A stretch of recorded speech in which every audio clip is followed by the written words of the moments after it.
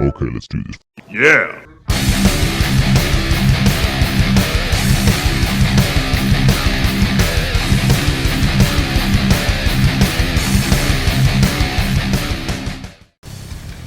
Well, hello, my malicious malcontents, and welcome back to Mistress Peace Theater. It is I, Mistress Malicious, and man, have I missed the hell out of you. I mean, like, for reals. But you know, as always, we've been working really hard on a very special episode, and it's full of guests that I'm sure you're gonna recognize. So, on with it, shall we? Tonight I bring you 1965's Bloody Pit of Horror. And here, to share his encyclopedic knowledge of this film, I bring you Dr. Thomas Edward Jeffrey as the master of the Bloody Pit himself, the Crimson Executioner. Thanks, Mistress, for inviting me to come by and talk about my all-time favorite movie. And that, of course, is Bloody Pit of Horror.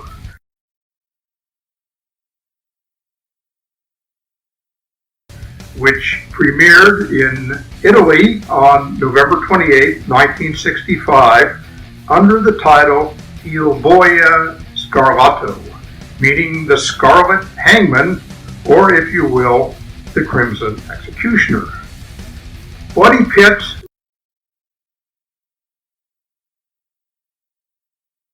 was the second of three movies that director Massimo Pupillo made in 1965, the others being Terror Creatures from the Grave and Lady Morgan's Vengeance.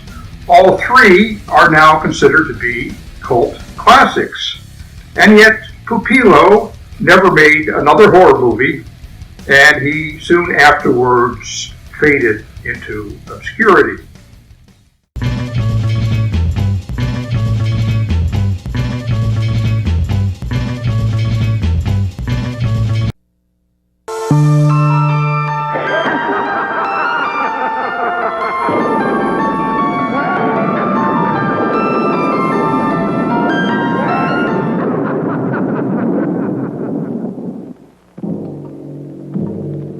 This 5th day of December in the year of our Lord 1648, by virtue of the power vested in us by our noble sovereign, this tribunal of hereby sentences you, the Crimson Executioner, to death. You will die by one of the very instruments you devised to torture and kill your innocent victims. You dared to take into your own hands the laws of both God and man. You set yourself up as both judge and executioner. You caused inhuman suffering, and took life not from any sense of justice, but from hatred and self-gratification.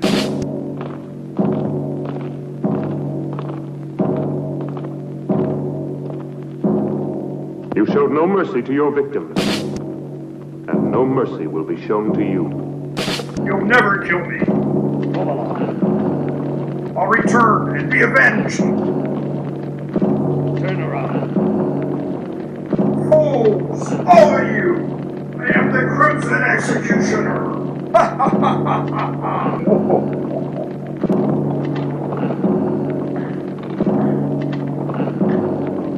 This day shall be written in blood. No man can judge me. I am the supreme law. I shall have my revenge.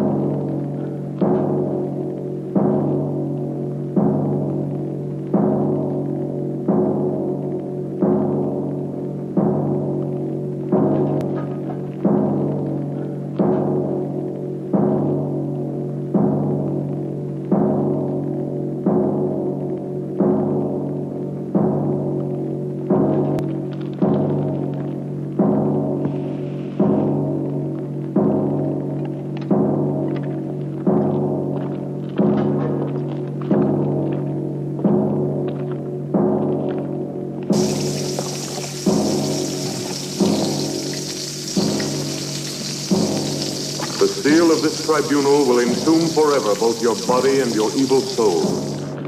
Let no man dare to break the seal. You are accursed, eternally damned, as are these dungeons, as is this castle that has witnessed such indescribable horrors.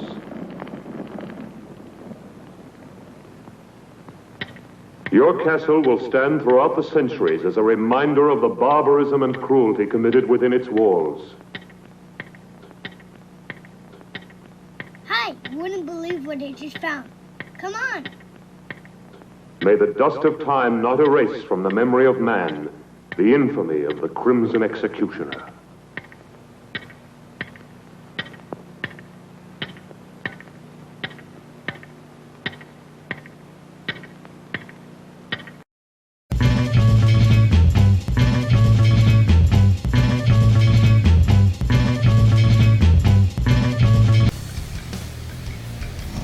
Oh man, it's colder than a penguin's ass in here. Feeling a little dry.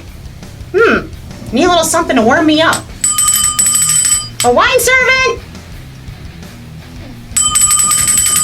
A wine servant! Oh, Satan! Oh hell, who needs you guys anyway? It's been a while since I've been down to the wine cellar, and Ghost is probably getting a little lonely anyway, so it's not like the wine's gonna bring itself to me, you know? So oh yeah, this is getting bad. I should probably get a move on, like, right now. Oh, Jesus. Lord, help us now. Oh, well, feet open.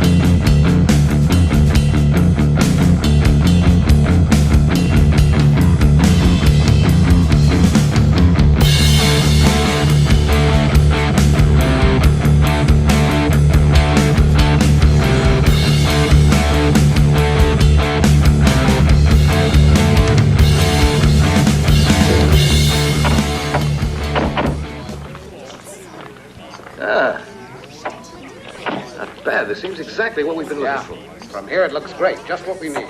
I think we should be able to wrap up our work here in a day. This'll look good. Come on, Nancy. Gosh, I'm stiff from that long ride. It's made to order. Yeah.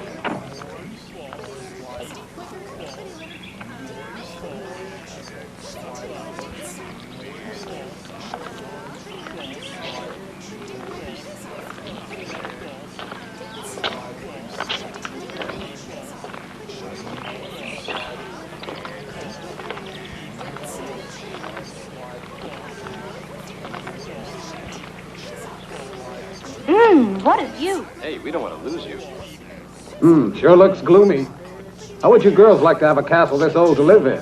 You'd have to be a creep to live in a place like this. I'd love to have a house like this all for myself. Imagine the peace and beauty of living all alone. You're a funny one, all right. All right, girls. Wonder what it looks like inside. What's wrong? Don't be afraid. It's an ordinary sweater. I don't know what it is, Terry. I just feel very uneasy. No. Susie, Let me alone, Raoul. don't be like that, baby. Everybody'll see it. Have it your way. Are you all dead? Lay you any odds you want, our dear publisher will wind up saying, "This place isn't suitable after all. Let's go home." Hello, is everybody out? If they're all out, how can anyone be in the house? The brain has spelled it out.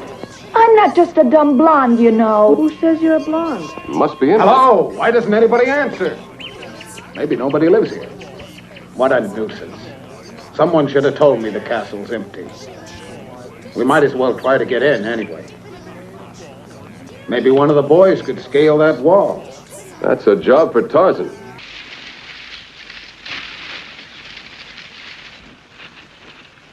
Who's going to volunteer to climb the wall? Okay. Here comes Uncle Perry, the greatest acrobat in the world.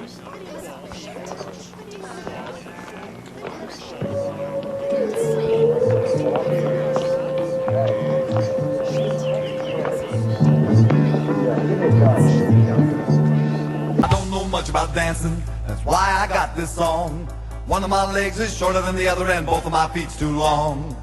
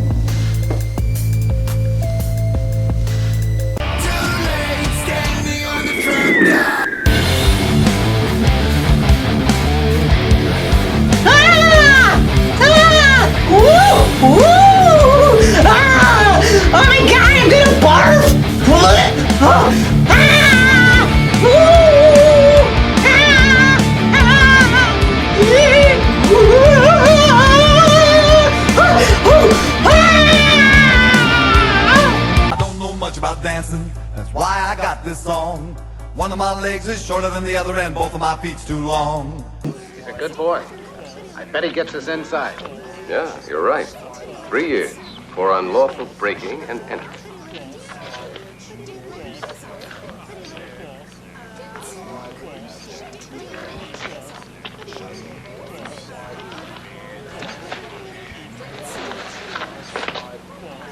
Take care, Perry.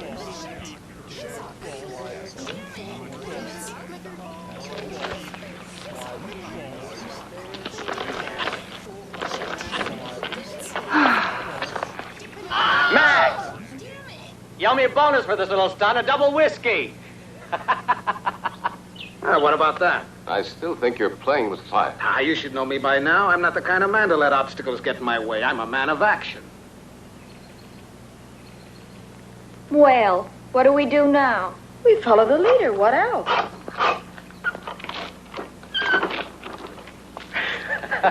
Ladies and gentlemen, welcome to the old family. Let's go.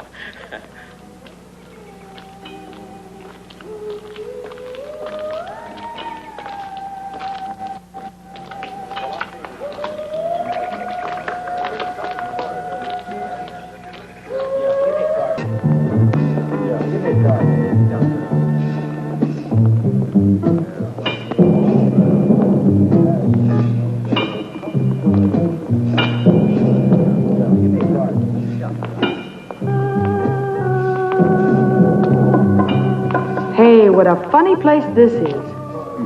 Looks like a Frankenstein film set.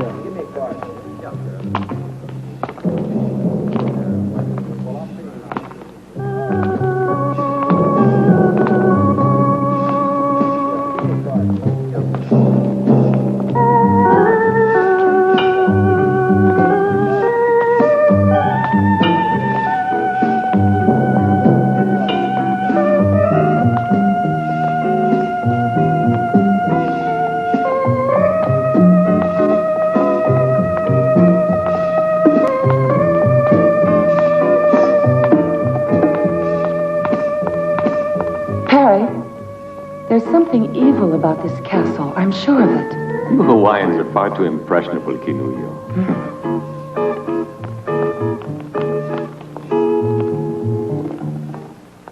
Raoul?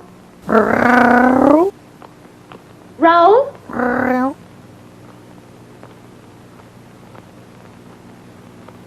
Raoul?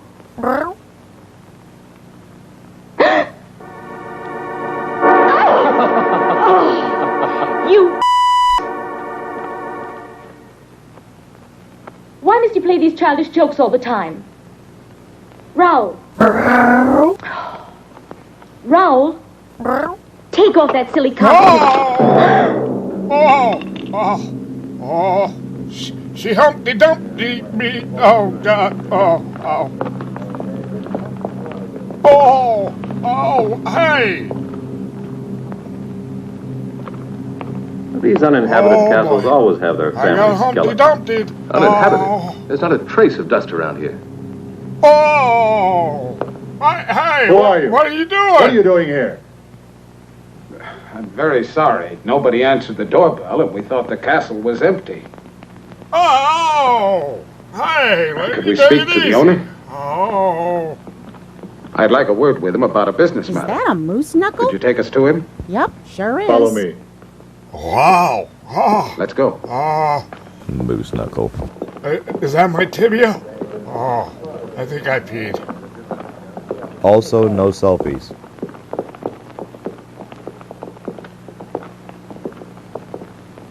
The rest of you wait in there.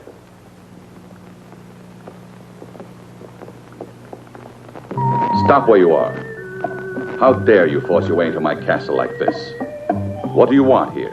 I want to apologize. We didn't think anyone lived here, that's all. It's no excuse for trespassing.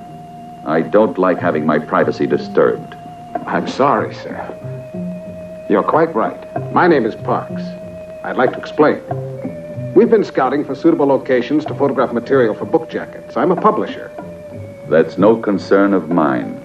Look here, I'd like to show you one of my books. I'm preparing an anthology of horror. He told you to stay where you were. We took the liberty of coming in here, only because no one answered our knocking at the door. I don't like intrusion. I insist that you leave my castle immediately. Could you make just one exception? We've been on the road for several days. Everybody's so tired. I don't want any visitors here. I'd be only too glad to pay, of course. Pay? Now you're beginning to annoy me, Mr. Parks.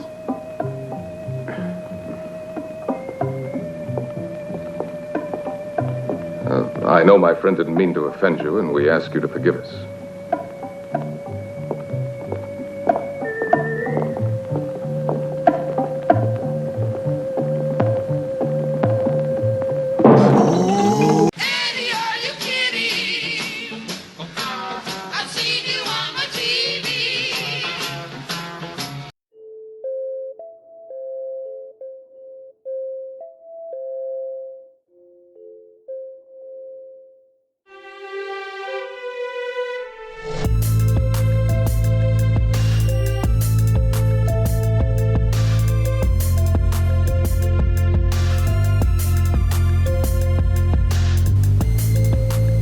Oh, man.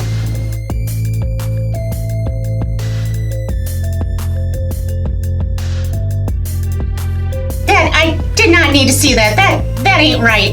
That ain't right.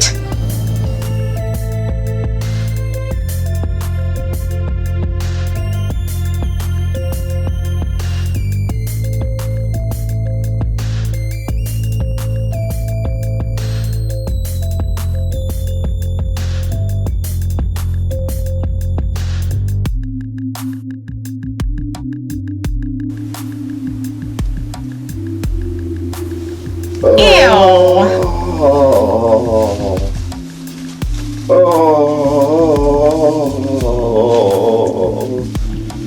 if you like this action, you can see more if you come check me out on my Facebook page. Oh, put that thing away!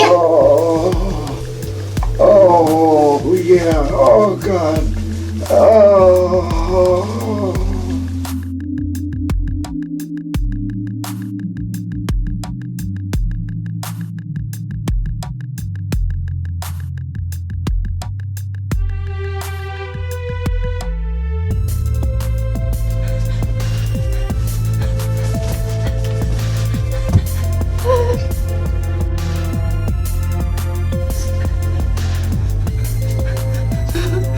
Oh my God. That's where she went.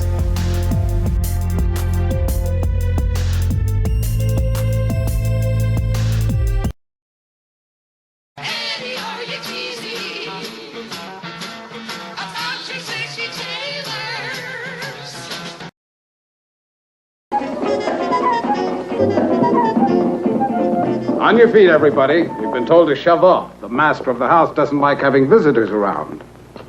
What? Again? Oh, no. Not after all I went through to get you in here. So we're right back where we started. One castle's too modern, one's too old. Why don't we build our own and get it over with? Susie, but wouldn't it cost an awful lot of money to build one, huh? Oh, can't you change his mind? We're all tired. Well, I'm tired, too. But we have no choice. We've been told to go, and that's it. Let's get moving quickly, huh? Edith. Wait. Perhaps I was a little too hasty, Mr. Parks. I'm not usually so inhospitable. I realize you must all be very tired.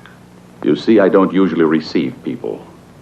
You can stay here overnight, but I'll have to ask you to leave first thing in the morning. Thank you, sir. We really do appreciate your kind hospitality. Do you mind if we take a few pictures? All right. No selfies. But please remember, I don't like to be disturbed. My servants will show you the chambers where you can do your work. Perfect. Let's get to work, girls. We mustn't waste any time. Go and change quickly. Dermot, you'd better check out the setting we need. Edith, you go along with him. Good girl. Come on, Edith. Don't go near the dungeons. They're absolutely out of bounds for everybody. Okay, we won't. Get moving, Dermot. We're in a hurry.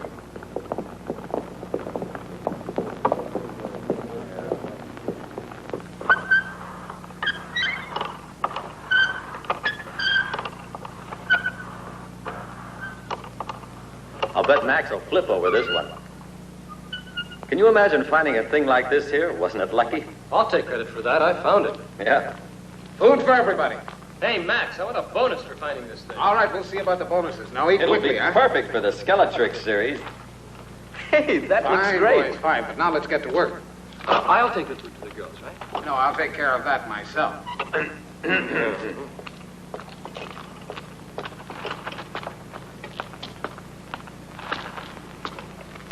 What a picture this will make.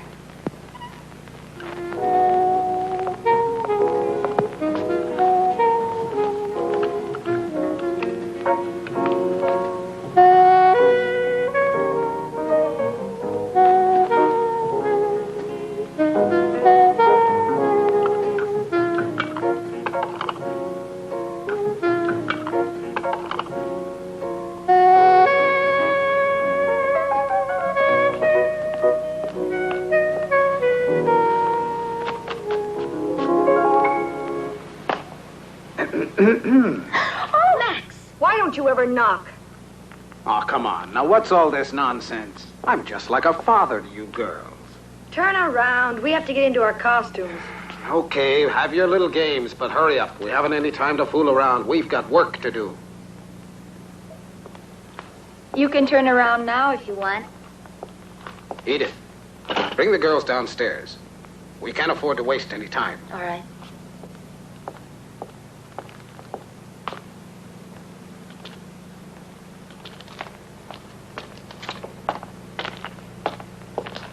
How's the food? Terrible, as usual. Nah, bottle of wine, they call it. It tastes like water. Yeah, it's awful, isn't it? But I know where we can find real wine. I discovered where the cellar is. Come on, I'll show you.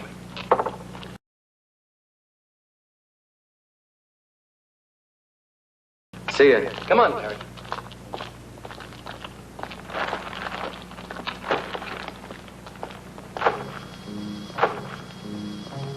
Ahoy! Moose Knuckle!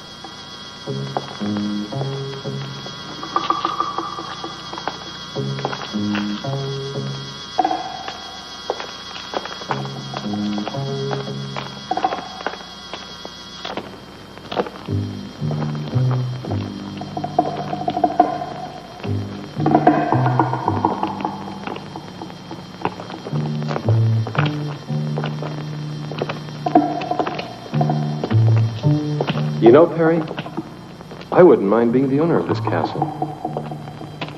You can have it. It gives me the creeps.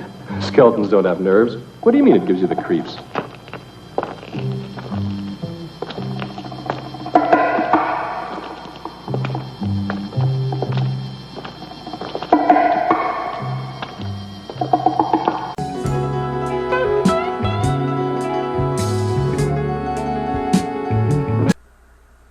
And now,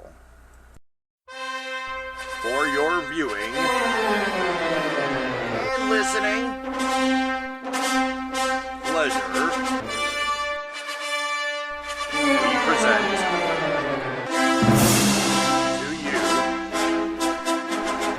this malicious music on this.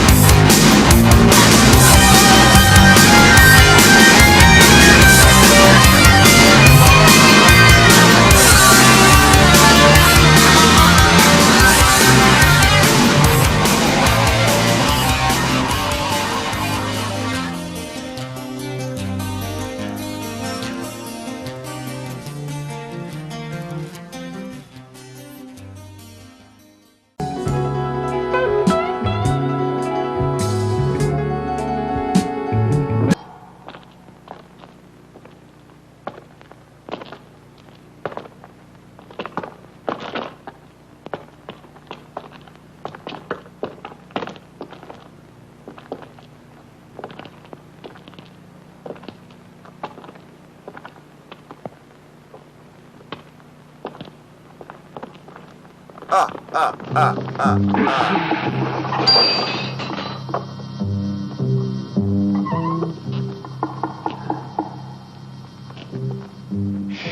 wake up the ghosts.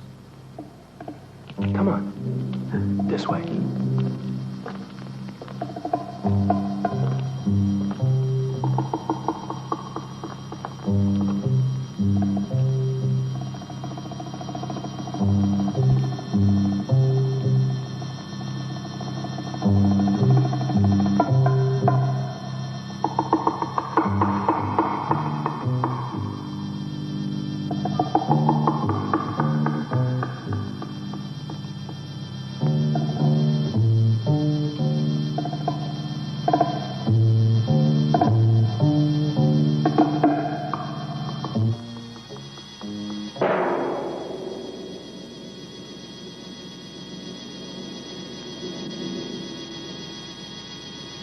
Now don't breathe, perfect like that.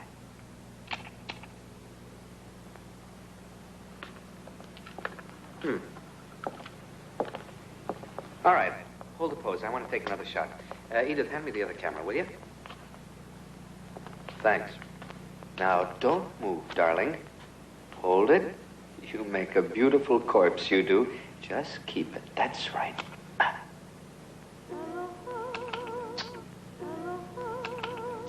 Perfect. It's no fun being dead. Nobody ever said it was. You mean it? You were very convincing. Oh, gang, just come on, let's get imagine ready what for the Daddy next will one. say when he sees this photo. Go and change now. Yeah. Okay, Susie, it's your turn now. Sure, here I am, but where's Perry? He's in it too. Here I am. Your personal skeleton, always ready to die at the hands of a beautiful woman. No, How are you that's going to a change joke. Annie's first? That's fine with me. You're never around when you're needed. Right, but look what I dug up for you. Oh. I'll go. That'll Rick, can I have your knife a minute? Thanks.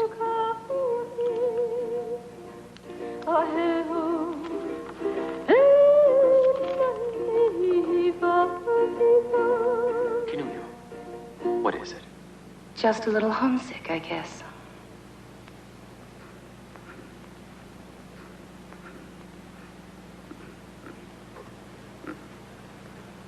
Are you all asleep over there? Get behind that camera, Dermot.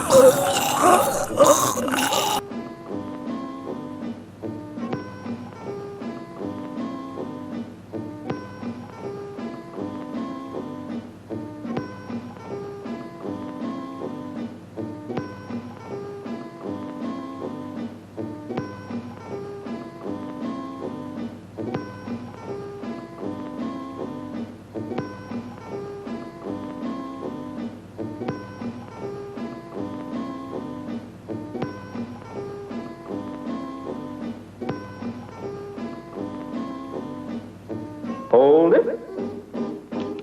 I don't know much about dancing, that's why I got this song. One of my legs is shorter than the other and both of my feet's too long. In an inspired bit of casting, Pupilo chose Hungarian bodybuilder turned movie actor Miklós Mickey Hardite for the role of Travis Anderson, the Crimson Executioner. Although Mickey's voice was dubbed in the English language release, the facial expressions and mannerisms that make the Crimson Executioner such a hoot to watch are all Mickey's.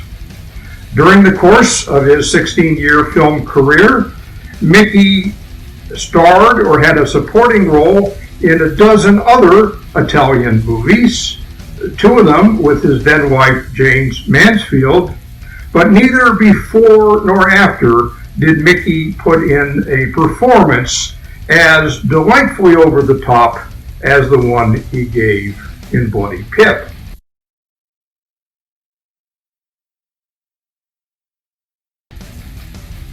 Walter Brandi was already a well-established star in Italian horror movies at the time he was cast to play CE's nemesis Rick.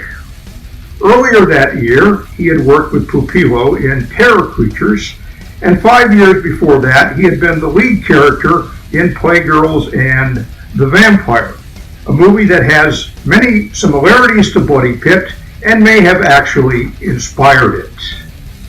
The four actresses who play the cover girls are all very attractive, but with one exception, they all had very brief careers.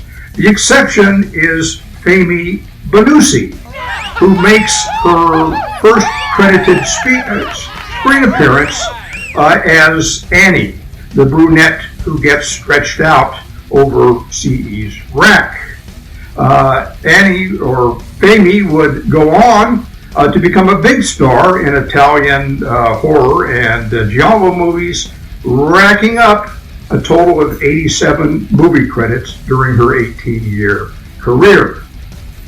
My one quibble about Bloody Pit of Horror is the misleading title of the American release. There is no pit.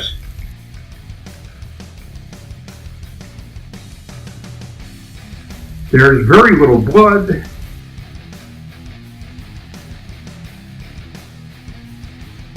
And the horror isn't all that horrifying. There's plenty of violence to be sure, but it's all cartoon violence of the Roadrunner type. In fact, it wouldn't surprise me in the least to see Acme stamped on some of those torture devices. Well, enjoy the movie, and I'll be back to you later with a cool bit of trivia. Don't know much about dancing, that's why I got this song. One of my legs is shorter than the other and both of my feet's too long.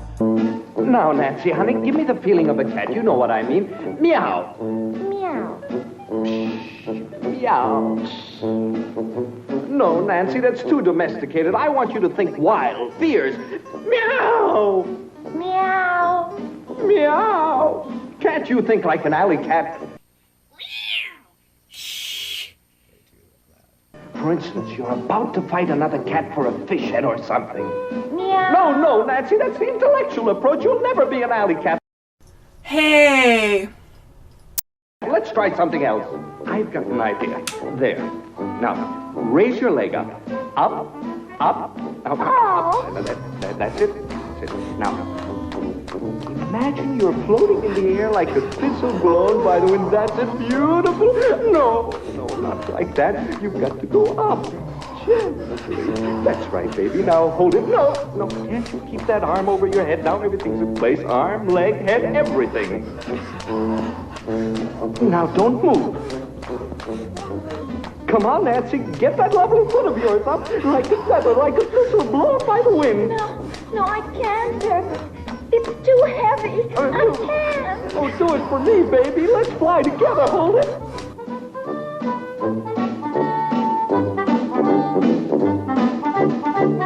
Hold it. Arm her up out here.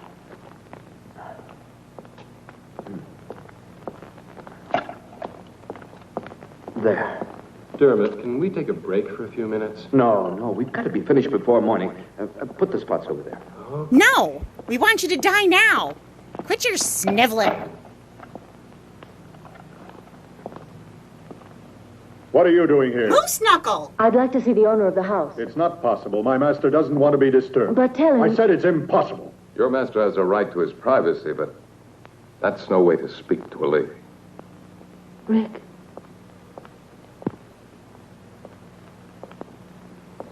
You met the owner of the house. What's he like?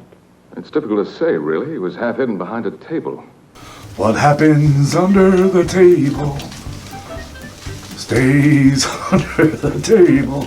I think the Jack Daniels is kicking in. Jack Daniels, how can you drink? I can drink. Were you sucking on the mop? Under the cloak, drinking the Coke, and Jack. Okay. Have you noticed the windows? They're all barred. What a strange place. If I was still a reporter, I bet I could discover a lot of interesting facts about this castle. Rick, but why are you wasting your time on horror stories? You should be doing the kind of work you were cut out for, reporting. I guess you're right, but I'm a little lazy. I've been taking the easy way out by doing this. I started out with the usual dreams and found out there's more money in writing this kind of commercial book. Edith, I realize I'm being indiscreet, but why did you want to speak to the owner of the castle? Just curiosity. Nothing more than that. Everything's ready, Dermot. Can I go? Not more than a few minutes, though. Time's running short. You bet. Come on, Susie. Don't pull me like that. Then come on. But where? Oh, come on. Okay, I'm all set. Everybody out of the way. That's right. Hold that pose, Perry. Don't move. I'll be done in a minute. Now, here we go. Oh, no! Succubus has come back to the castle.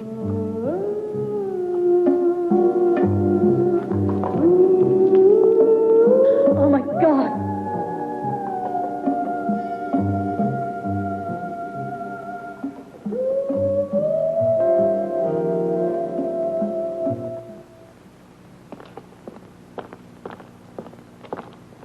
Raoul, didn't you hear that yell? I didn't hear anything at all. Come along. Where are you taking me? You'll find out.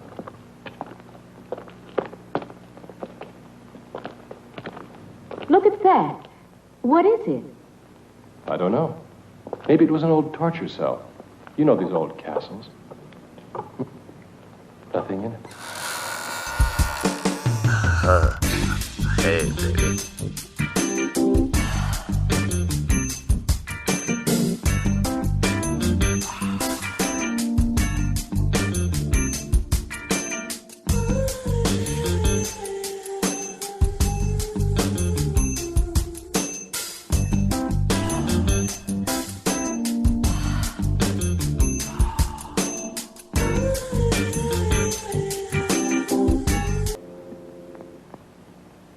Oh my God, I need to get laid. Come, Canullo. Staying here won't help any. Come with me. There's no point in disturbing my master. He's been informed already of what has happened down here. And he hopes that you will all remain calm. The rope was badly worn, Rick. We overlooked that, I'm afraid. Well, what are you going to do now? I don't know. Thanks, Moose Knuckle. We'll see.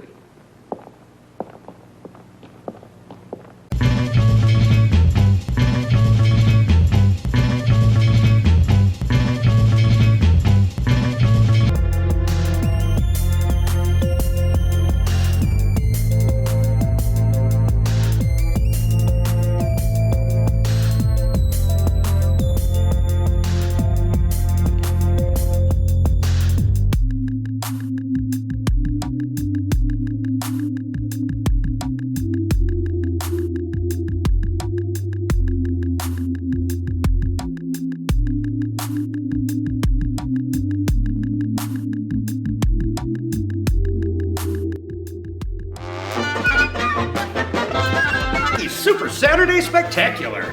We got all sorts of fun stuff lined up for you. We got cartoons.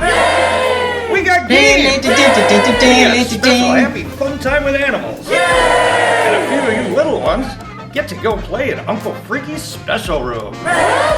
Yeah. Well, at least it had some snappy music to it. It's always best to have a little protein in your diet. There's no better way or source of protein than Uncle Freaky's sunset.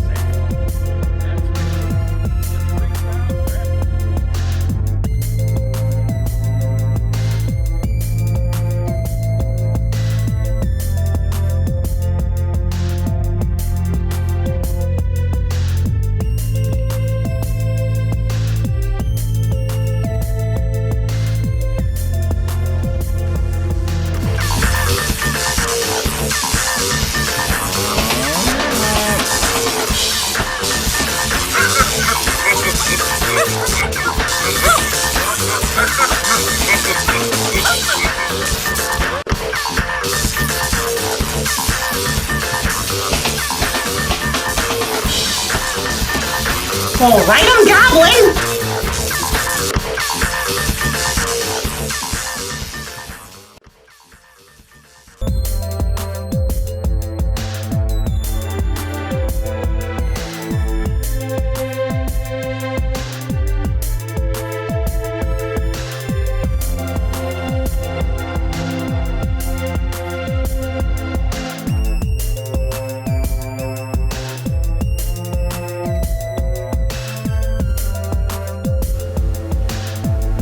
Oh, I've seen this before.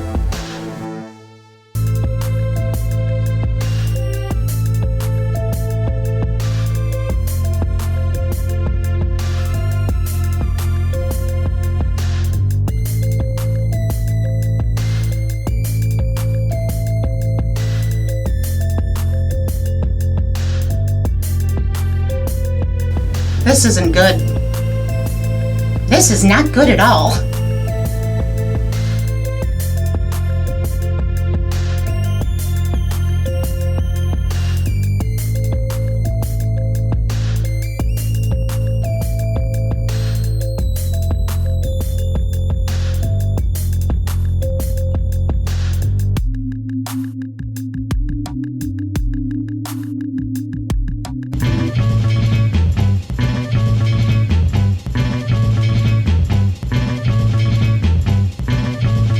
Remember, Rick, even the master of the house suggested that we keep calm.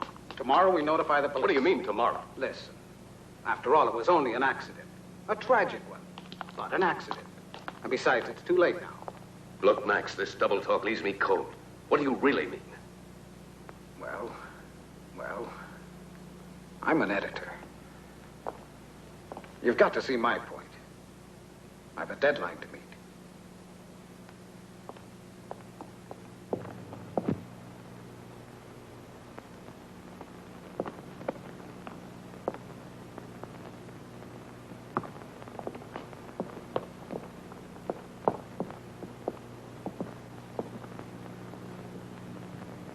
I know exactly how you feel, girls. But we must finish our work before daybreak. With poor Perry lying dead? Oh, it's a big tragedy. You know, Perry was like a son to me. Don't you think I have a heart like the rest of you? How do I know? I never had a chance to see it. Perry would have known what I meant. Yeah, but he's dead, and I want to go on living. I'll double your salary. My life's worth more than that. Triple it. Okay, it's a deal. Me too. Then let's get back to work. Where's Susie? I think she went off with Raoul. It's just like her. They always disappear at the wrong moment. We'll worry about her later. Let's go back to work now. Well, I thought I'd seen just about everything. But this kind of bargaining is really more than I can stand. Rick, look at this. Huh? What is it? It's the negative of the photograph I took right when the accident occurred. Poor Perry. What a terrible thing. What's this? What's that strange shadow near the frame of the door? It almost looks like a man's head. Yes, it does. That's exactly what I thought. But it just can't be. Still, it does look like a man's head with a hood on.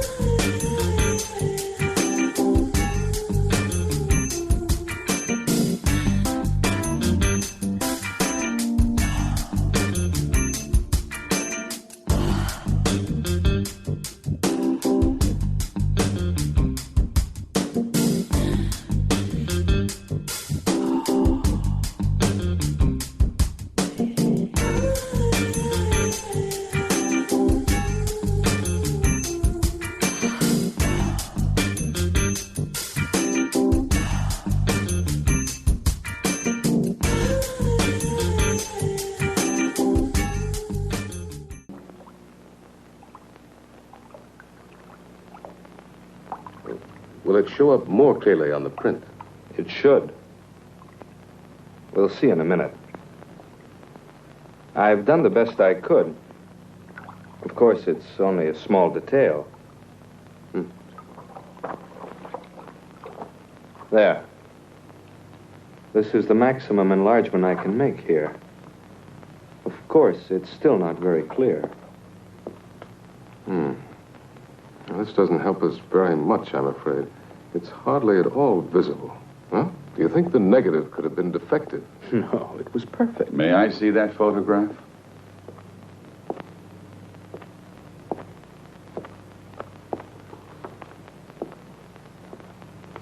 I heard about the accident that took place tonight. A most appalling accident. Unfortunately, it's blurred. Yeah, it was out of focus. Perhaps this will sound strange, but I've something to tell you that may provide an explanation of the shadow in your photograph.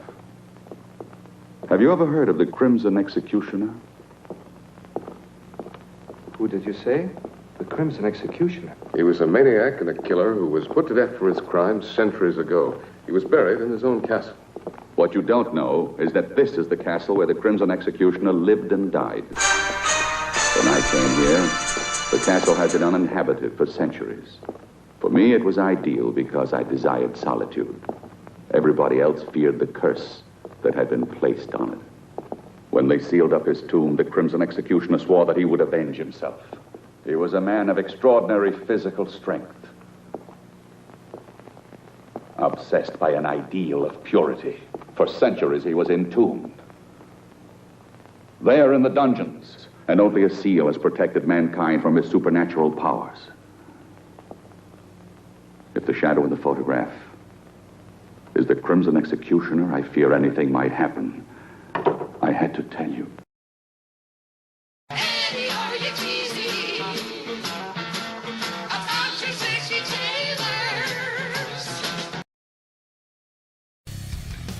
Hi, folks. I'd like to say a few words about the unsung hero of Bloody Pit of Horror, Tony La Penna, who voiced the Crimson Executioner in the English language release.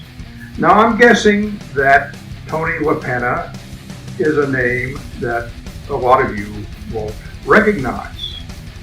But you might recognize his face because before he became one of the leading voice artists in Italy, Tony played the role of Kurt in the 1962 camp classic, The Brain That Wouldn't Die.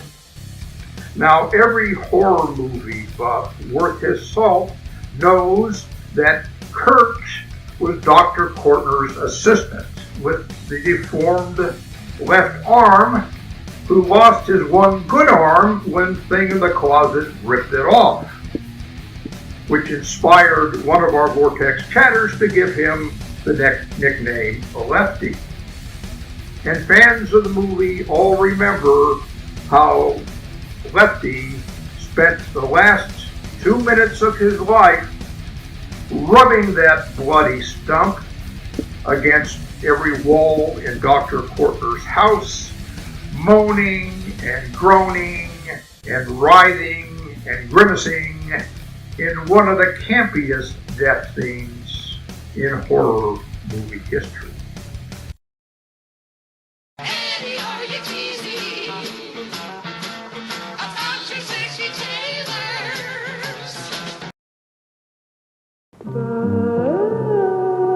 You haven't told them, have you? I haven't said a word.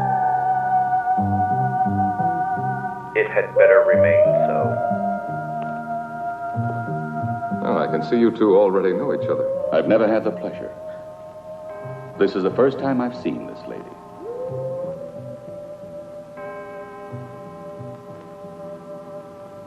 I must retire now. I'm a creature of habit. I hope you will sleep well.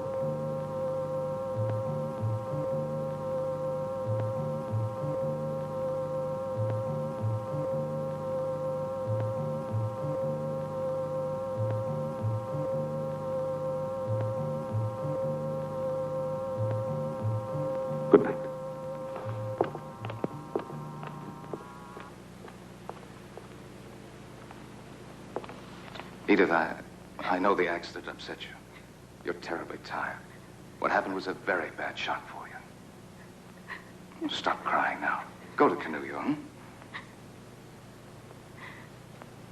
Oh, she's been through more than the rest of us.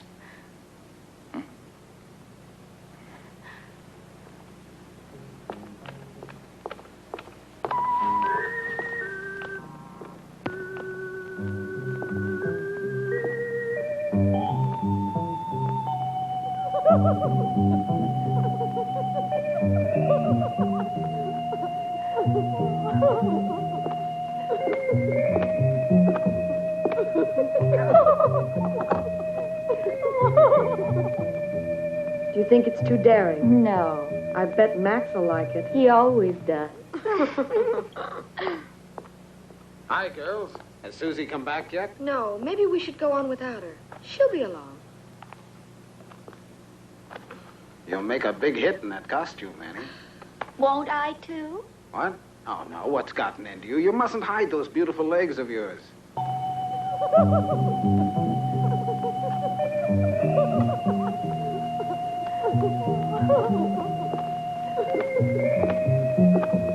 They desecrated your world of beauty with their sordidness. The day of the Crimson Executioner has now come. I've been wondering about the owner of this castle. Well, if you want my opinion, I think he's slightly off his nut. You would be, too. If you lived isolated in this place, you'd end up the same way he is. Hey, Dermot. Yeah? Look at this. This must be where the executioner was killed, if the legend is true. What is it? It looks like a coffin. No, it was a medieval instrument of torture. The infamous Iron Maiden.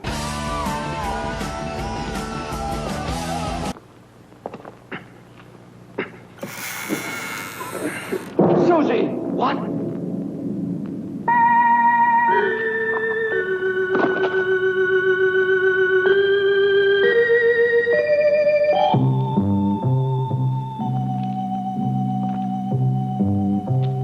No one can dare say that this was an accident.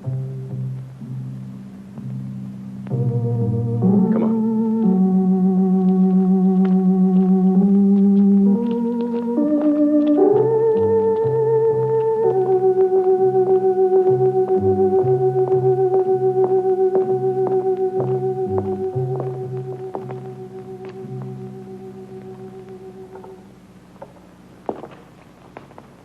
Just as I thought, the rope wasn't worn, it was cut.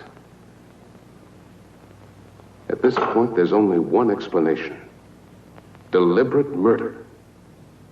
Deliberate murder? But why, Rick? It doesn't make any sense. That's what we've got to find out. Any idea where Raoul is? Raoul? No, I don't mean he had anything to do with this. But perhaps he saw who did it. He was near Susie all the time. Here, take this. My car is the fastest we have. Go to the nearest police station and try and get help. Okay, Rick, I will. But how about you? What are you going to do? Stay here? With a murderer at large, you're all in danger. I know, but it's impossible to leave with things as they are. And we've got to find Raoul. He might have some evidence. I'll be as fast as I can.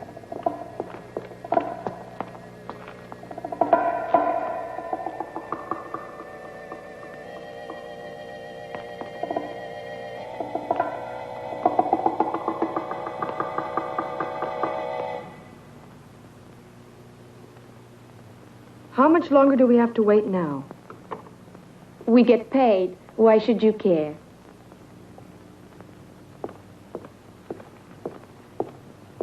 Yeah, you get prettier by the minute, girls. Take a look at this, Max. I have a new idea. I don't want the girls to know this yet. Susie's been murdered. What's that? So you like the idea? Oh, sure. It's great. We'd better watch out. Dermot's already on his way to the police station. Don't tell the girls. They'd only get panicky. But then Perry was killed, too. We completely agree then. Well, what do we do now? I'll have a look around. You'd better stay with the girls. See you later.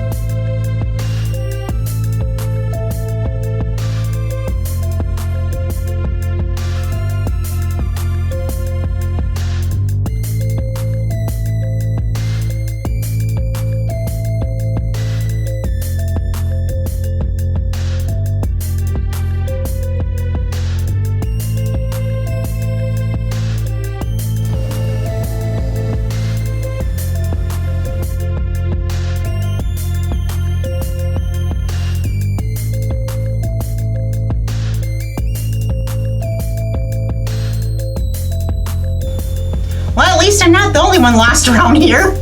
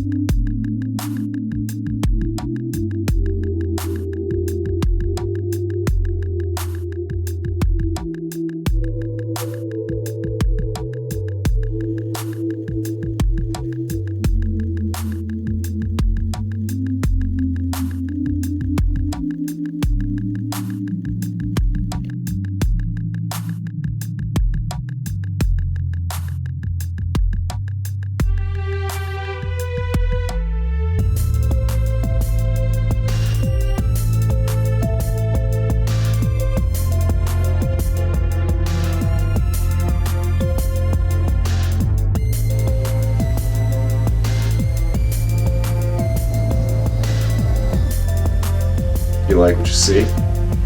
Yeah. You know you do. You know you do.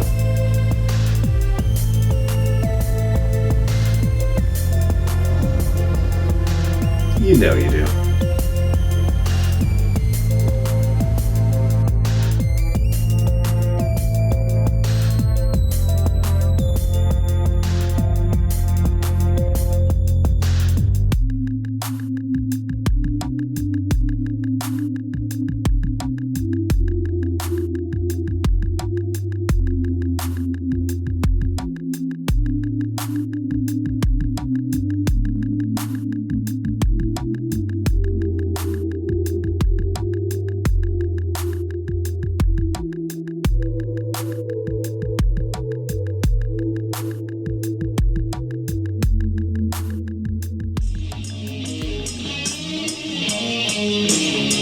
Door number 1.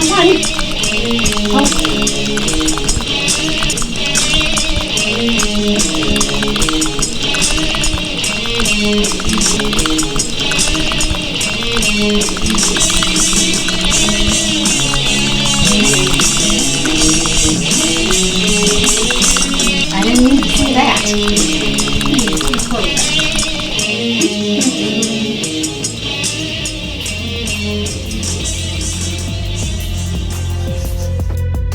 Weed whacker! What? Weed whacker! Weed whacker! You better shut up! Shut up! Shut up or I'm gonna whack you with my stamen! Oh, somebody's scared of the weed whacker. I am not! Hello! I am not! Shut up! Whacker. Stop it! Okay.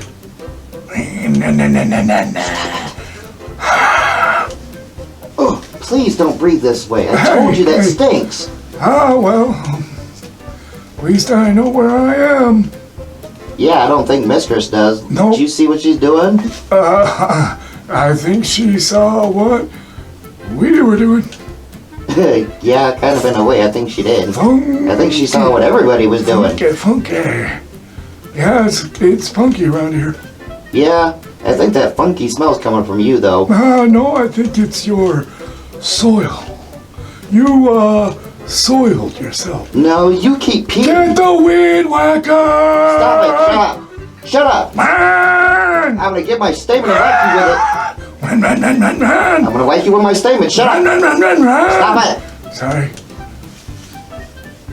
Weed whacker. Shut up.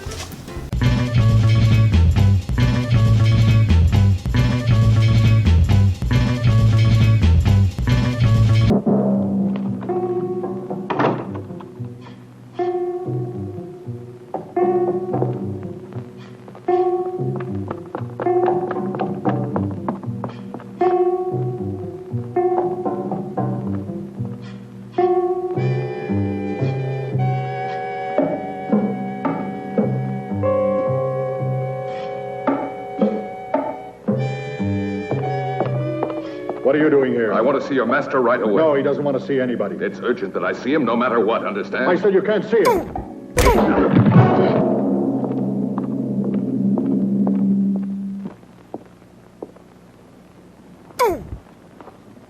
Edith, what are you doing here? I want you to see what I found.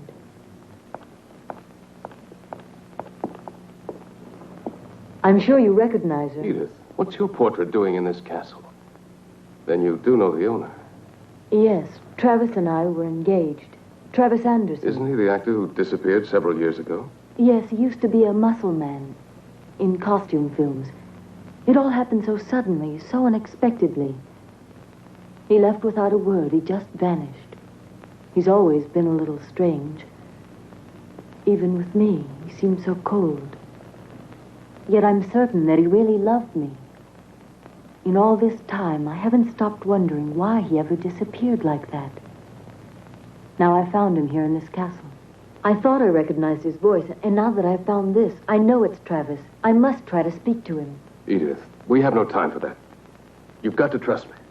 What is it? I'll tell you later. Where's Cornelia? I left her downstairs when I went to find Travis. There's not a moment to lose. We must find her. What's happened, Rick? Don't ask any questions. Hurry. We've got to reach the others. It's important that we all stay together. But what's going on? I don't understand. Cornelia.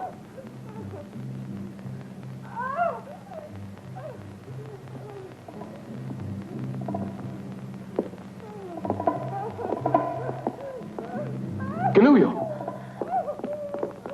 Cornelia! Watch out, Rick. Don't try to get any closer to me or you'll get killed. There's no escape for me, I know it. You must save yourselves while there's still a chance. Don't you see? It's a diabolical trap. Diabolical sabotage. It's impossible for anyone to reach me. These wires are connected to the bows on the wall. The slightest touch will release the arrows in every direction, and anyone nearby will be killed. Nobody can stop the mechanism that operates. The spider. It has poison in its claws. I'll be killed the moment it reaches me. Now it's hopeless. Watch out, Rick. Don't do it, Rick. Never gonna give you up. You'll be killed. Never gonna let you down.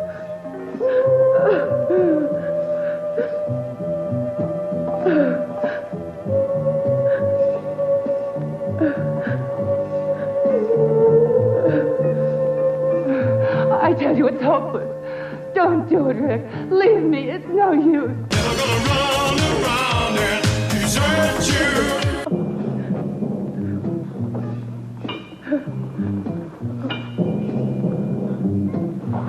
Please don't come any closer. You're mad to risk your life like this.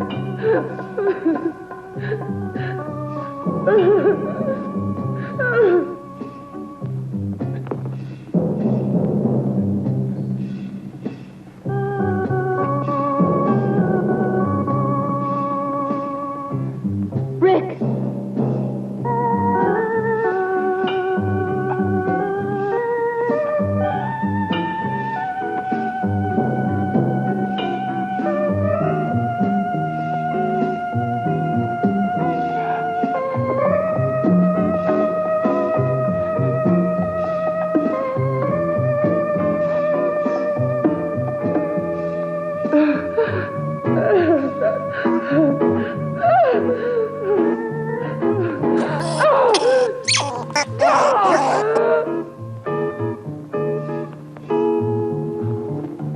Rick, your jacket's caught!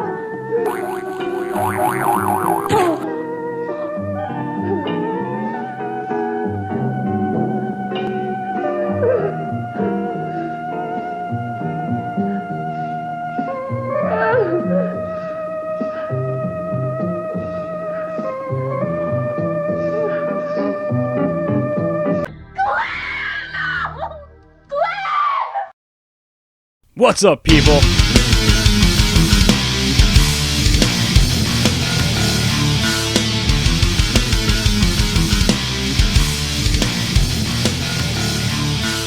You're gonna be fully satisfied. You're gonna be 100% satisfied. What's up, people? Welcome back to Glenn's Reviews for Mistress Peace Theater, where we talk about anything that's horror-related, mostly nerdy shit. In this episode, we're going to look at a few obscure video games from years past based on 2 classic horror flicks in this Atari double feature. Yeah, for a lot of people, when they think of the words video and game in the same sentence, the Atari 2600 will still come to mind, even though today I'm fairly certain that number is declining thanks to how far video games have come and how awesome they look and how awesome they play and how expansive the universes are and how rich the storytelling is. Anyway, the first game on our list is based on an all-time classic that I still watch every Halloween. Halloween from 1978. The Atari game. Wizard Games came along to release this horrifying gem back in 1983, a whole year after Halloween 3 Season of the Witch was released in theaters. The one movie not featuring Michael Myers. Talk about missing the mark on capitalizing on a film's success, or maybe they were trying to make up for everyone's disappointment for no Michael Myers in the last installment. Although, I actually like Season of the Witch. Maybe I'll review that at some point. Anyway, Atari games were mainly about high scores back then and rarely had a story or sequential side-scrolling levels or bosses. You know, everything you'd come to expect in video games, the bare minimum, or bare essentials, if you will. Anyway, in Halloween, you take control of Jamie Lee Curtis, or Laurie Strode as who she portrayed in the movie, and damn, she never looked hotter. Look at that. Shake it, baby. The main goal is to take the kid, I'm assuming it's one of the kids she had to babysit in the movie, and take them to the end of the house while also trying to avoid Michael, who just pops out at random, and when he does, that familiar tune begins to play. Pretty humorous and not at all foreboding or scary. The game is kind of a joke, even for 1983 standards. The kids are scattered throughout and just run around flailing their arms, which I have to admit is pretty funny. But once you find one of these deeply in need of Ritalin children, you're supposed to hold down the fire button while above them to make them follow you, but they sometimes don't follow you from room to room. Sometimes I get pissed and sacrifice them to Michael to save myself. But the main objective is to save these little so there's no point to save myself because I'm doomed to an eternity running around this multicolored clown house trying to avoid Michael forever, so eventually I have to try and save a few kids. Ugh. The doors are a confusing mess. At the end of the house, it's self-explanatory. You use it to ascend or descend the stories of the house. Sometimes you get stuck or end up going back where you came, which is extremely irritating, but the other doors just seem to take you to other rooms of the house, and they don't really have any rhyme or reason. They just kind of change colors. Who knows? Who cares? Kids also won't follow you through the doors, as children are well known for being extremely scared of doors. You also have a chance to ward Michael off with a weapon you can find once in a while, and it sends him running away like a little pussy.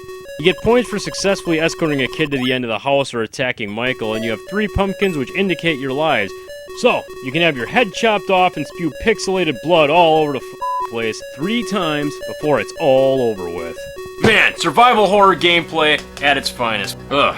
On second thought, I think I'd rather do something more fun and fulfilling like go to work. Alright, the next game on our list of this double donga deep dish game shindig is 1974's Texas Chainsaw Massacre. A full 9 years later in 1983, Wizard would create this faithful adaptation of an iconic franchise.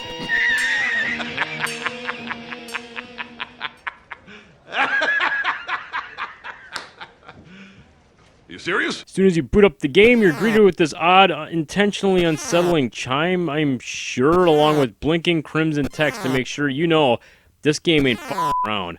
We're about to be thrown into a nightmare of unimaginable horror. Just not as unimaginable in the way you may have thought. You press start or the big red fire button and you're welcomed into a horrifying pixelated world of Leatherface with fences and cowhead skulls, tumbleweeds, or maybe they're just really huge lechoy chow mein noodles and tons of wheelchairs, and I mean tons. Did they belong to him? Oh my! That embarrassing fat Franklin who just irritated the piss out of everyone? This heat is just driving me crazy. I don't know if I can take much more. Sally? What now? Nothing. Never mind. You need to shut the f*** up! I mean, is Franklin somewhere off screen throwing these things at Leatherface in a big plot to stop him? Well, whatever the case, the plan must be working because Leatherface gets stuck on everything. And I may be wrong, but using the chainsaw almost feels like it removes the barriers a tad bit quicker, but I think it's just wishful thinking on my part and just wastes your fuel. Don't worry though, you won't get stuck in the disproportionate house and truck in the background that looks like little Tyke's children's toys. Well, If you couldn't have guessed by now, you play as that big, indistinguishable blue blob with the pumpkin head and buzzed hair that looks more like Sergeant Buzzcut from Beavis and Butthead than Leatherface. And your main objective is to run around with your chainsaw and kill women who let out shrieks that sound like fire alarms. The women have a hell of a defense mechanism, though, as they can just teleport around Leatherface at a moment's notice. Unless you time your jab just right, then BAM! Those bitches are deader than my soul after watching Texas Chainsaw 3D. Do your thing, cuz.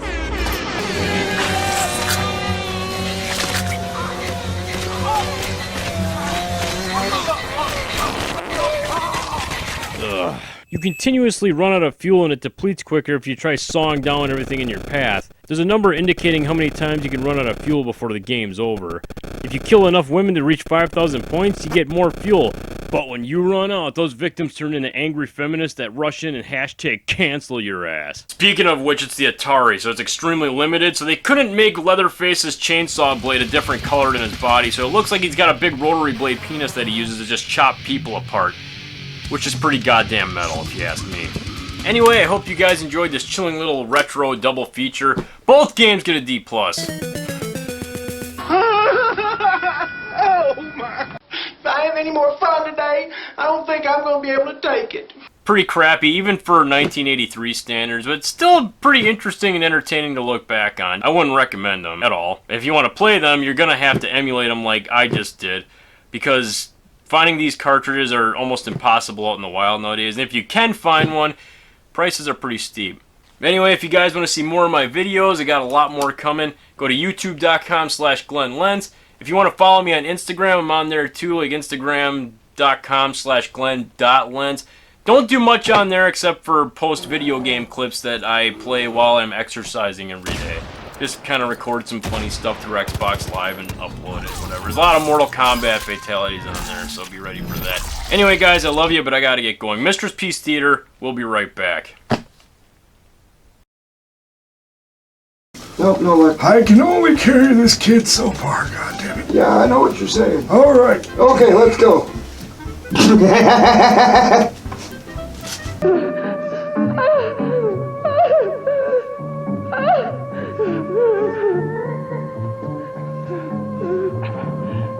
It's all over for me.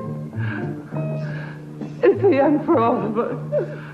We're gonna say goodbye.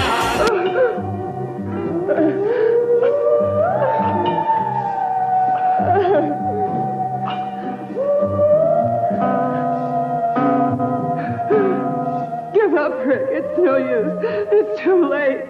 We're gonna give you all.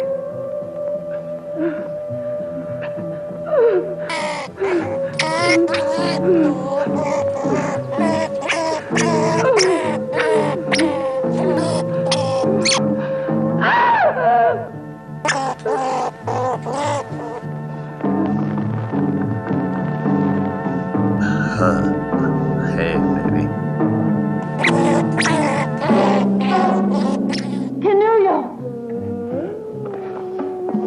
Canuyo!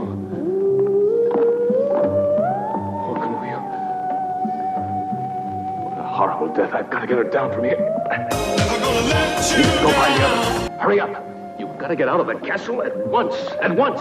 No, no, Rick, no. Not without you. Do what I tell you. Go away, Edith. Go away. Don't worry about me. Servant will be back here soon with police.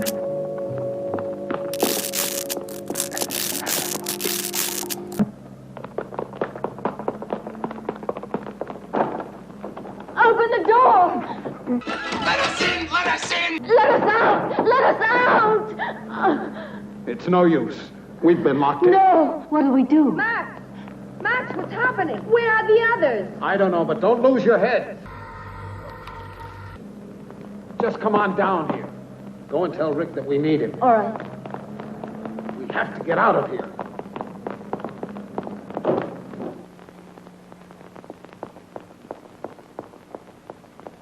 Rick! Rick, all the doors are locked. We can't get out. Keep calm, Edith. We'll make it somehow. Just a minute.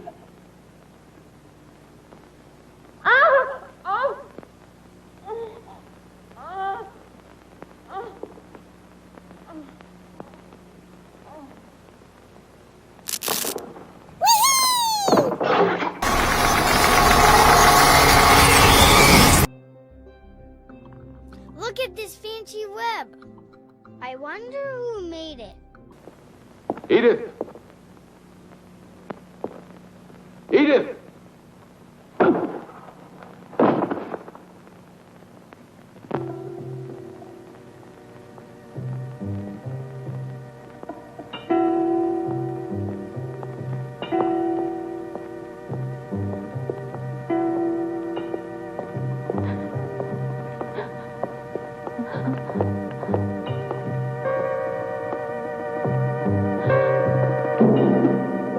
Travis! Don't come any nearer. Don't touch me. You were the murderer. Now I know it, Travis. How could you? You're a monster! A monster! Oh! Oh! Monster? You no longer mean anything to me. Even though I missed you when I abandoned the world.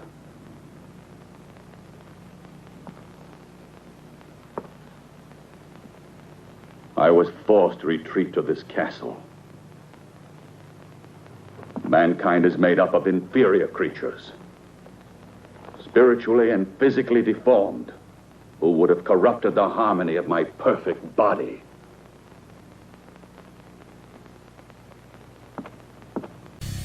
Well, what I'm telling you now, folks, is that Lefty, a.k.a. Kurt, a.k.a. Tony, was also the Crimson Executioner.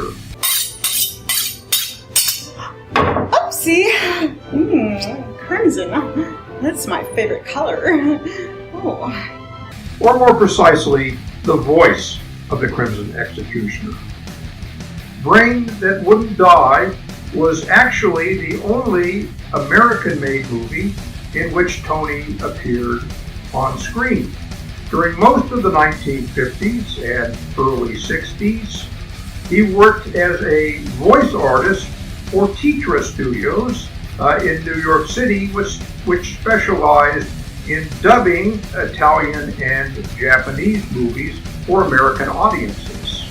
And among the movies that Tony worked on during this period were the highly acclaimed Rashomon and the 1961 kaiju classic Mothra.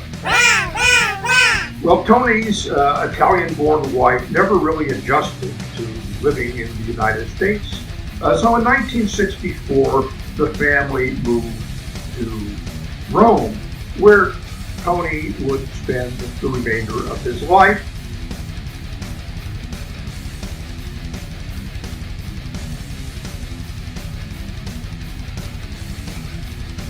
Working for 2 decades as a voice artist and dubbing director. And one of his last film roles was as the narrator in the 1983 Lou Ferrigno vehicle, Hercules. Now, Tony might not have had the perfect body to be the Crimson Executioner, but he did have the perfect voice.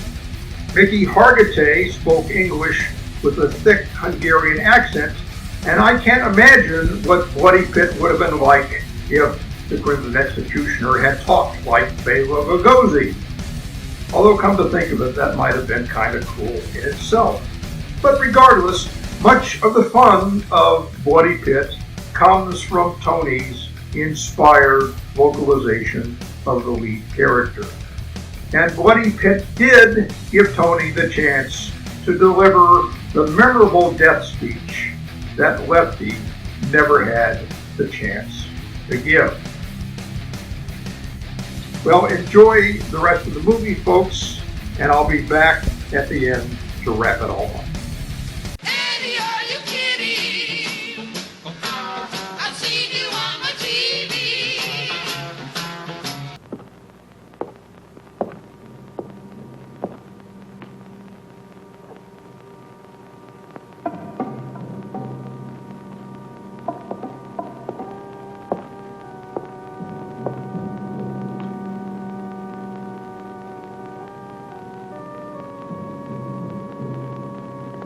Ooh, yeah, baby.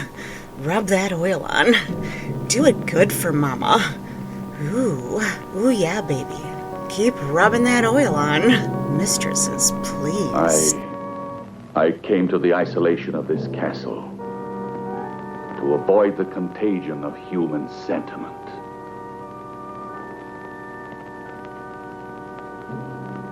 And a woman's love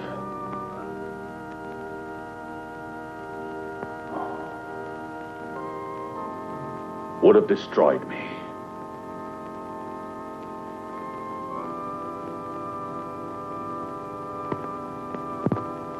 It's because of that I abandoned you.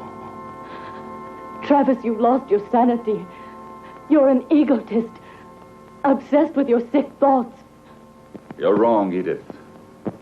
Last night I had a moment of weakness because of you. When I first caught sight of you, and I said you could stay together with your friends. But that was a mistake.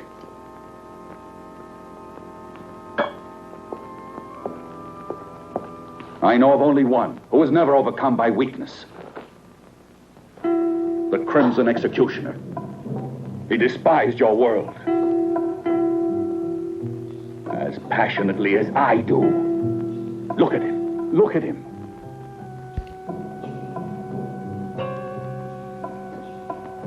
His magnificent body was preserved intact through all these centuries undisturbed. His spirit lives in me, and I'll continue his mission of vengeance.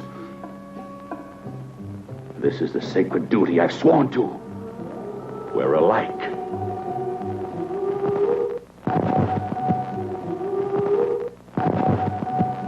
Now that you have profaned his tomb and broken the seal that imprisoned his great spirit, his power has been released at last.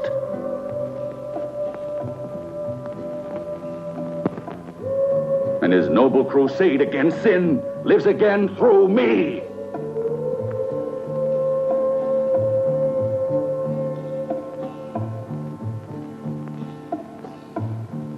Yes, the black fire of the long-awaited vengeance is here. And your friends cannot escape. The Crimson Executioner has passed judgment.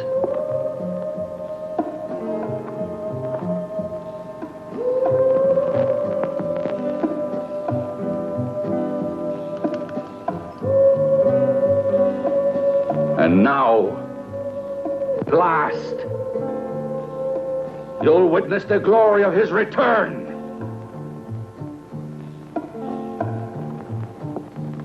And you'll pay just like the others.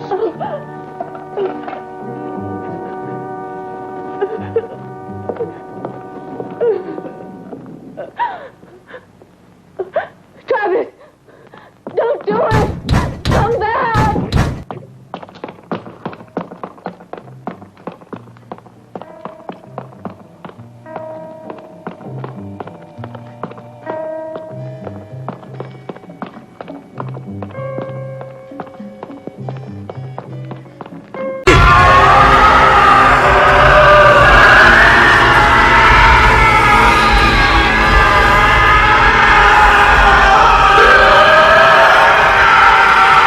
Okay, and activate. Yes, just as I thought. Does not react well to fire. Okay, Mr. Crimson Executioner, do you have a peanut allergy? Guess what? You do now. And activate. Okay. And how do you feel after that?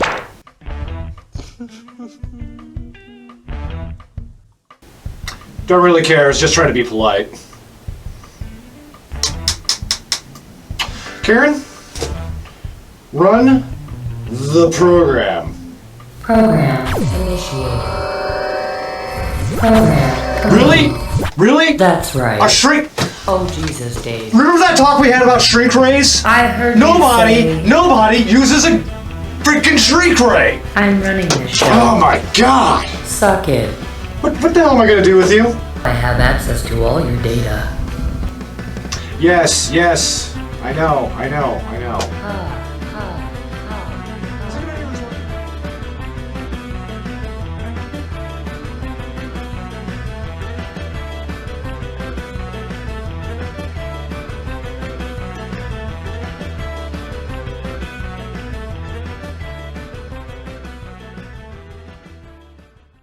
What did you do to my perfect body?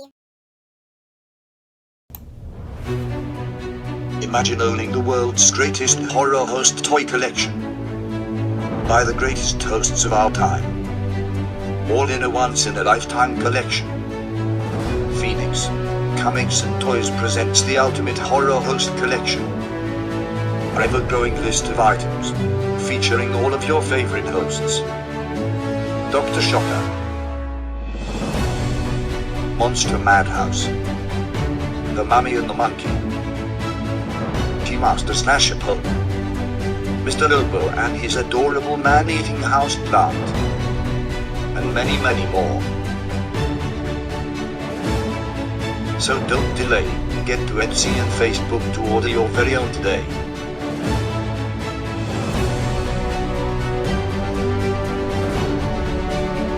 Phoenix, Comics and Toys presents the ultimate horror host collection.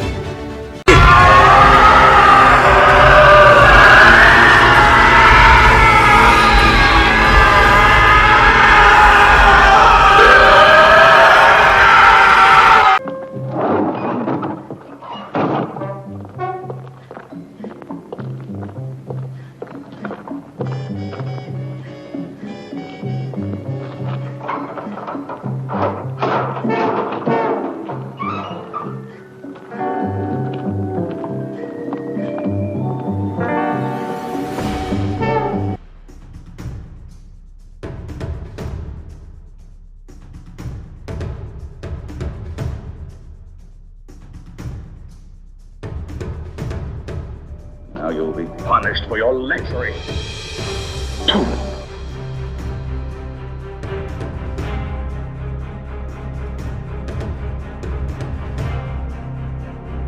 Crimson Executioner will taunt and will torture you till death.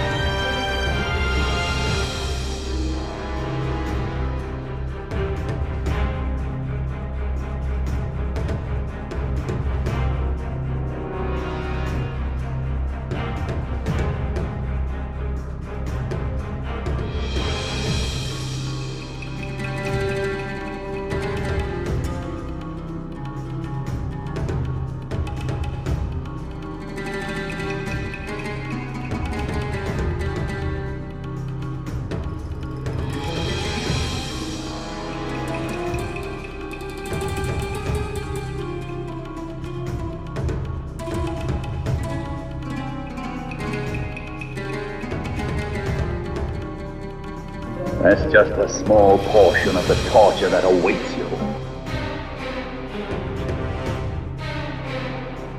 I promise you that none will escape the wrath of the Crimson Executioner.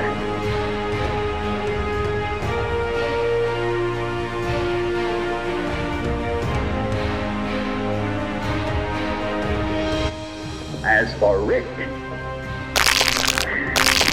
this is how he will die. Why are you doing this? Why don't you let us go? What have we done to you?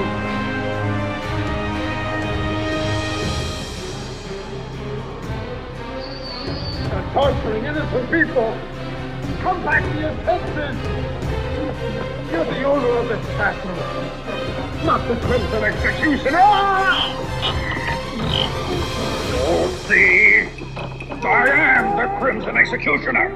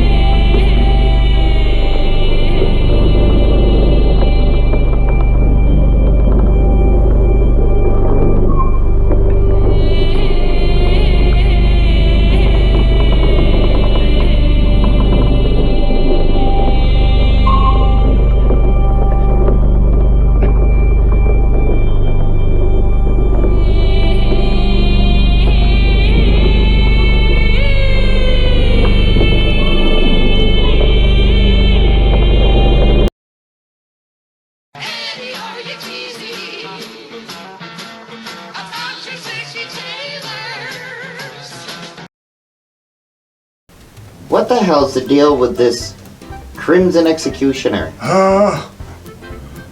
He's torturing me with his pecs. That's, I didn't know you were gay.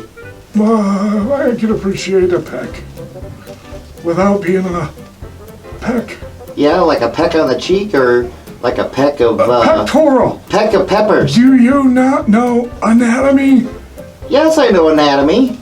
Yeah, you're annoying me too. Well, yeah, you're annoying me. You're annoying me. Well, that Crimson Executioner guy, he's annoying the hell out of me. Why? Because every time I see him, I half expect his pecs to just start jumping back and forth. Well, that's what happens.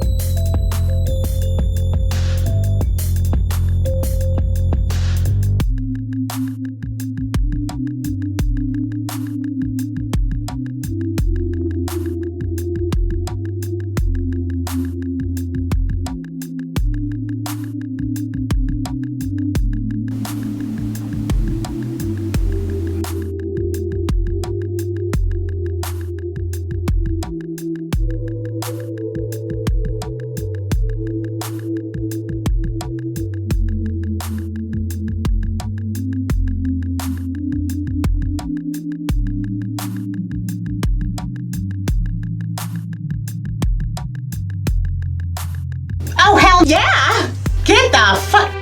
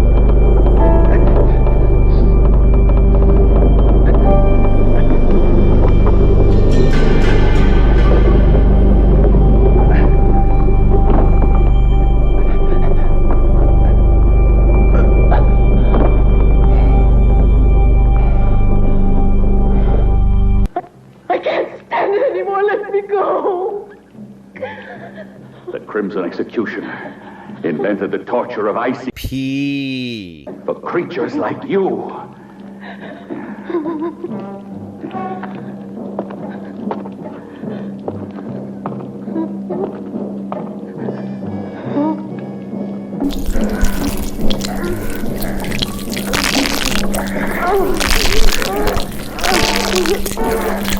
My vengeance needs blood.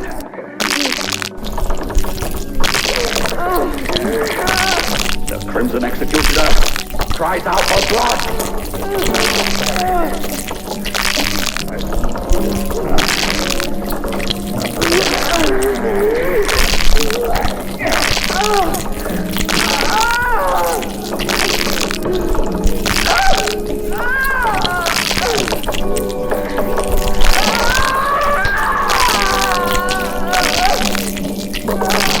You better prepare to die, you sinner.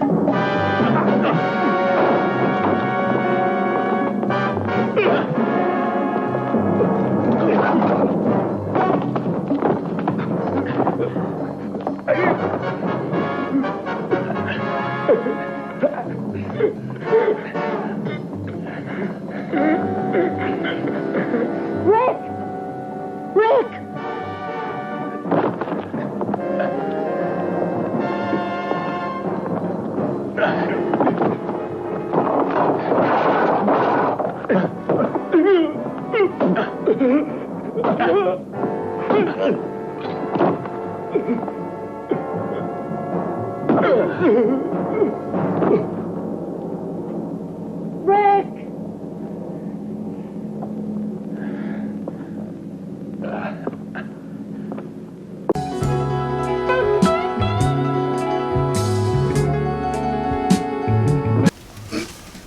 What are we talking about? Just get to it.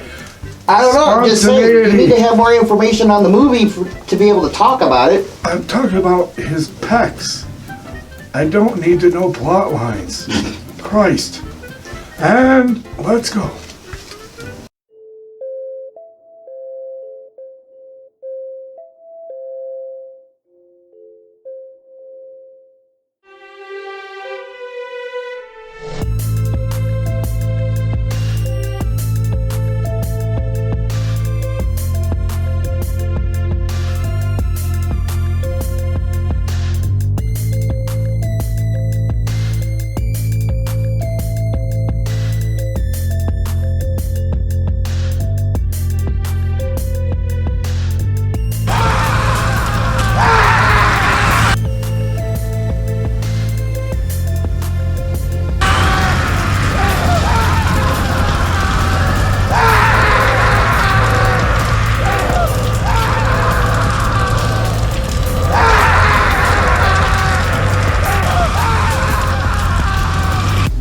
Yeah, that wasn't violent at all.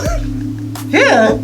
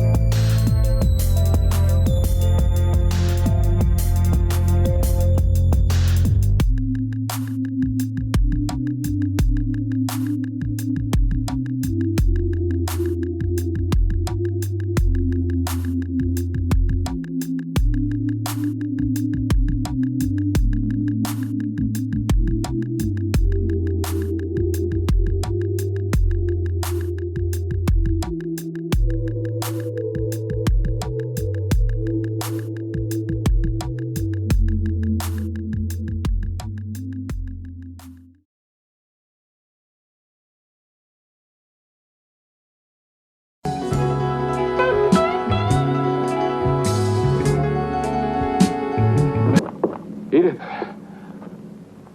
where are you? You mustn't worry about me. I'm not in danger. Try to find the others if you can, Rick. They're in Anderson's hands. He took them to the dungeons. He's insane. He thinks he's the Crimson Executioner. You've got to stop him, or he'll kill them all. Hurry, Rick! Yes, but where are you, Edith? Watch out!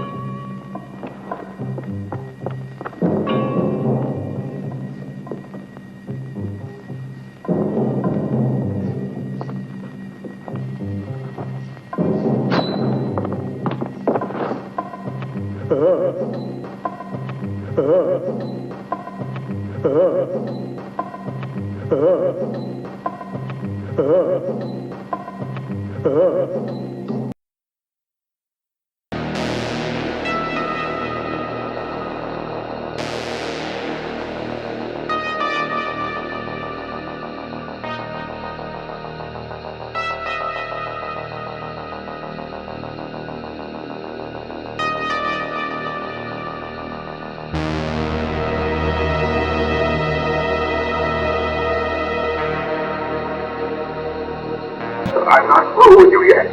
What more do you want? You're in pain. You can't get away with it.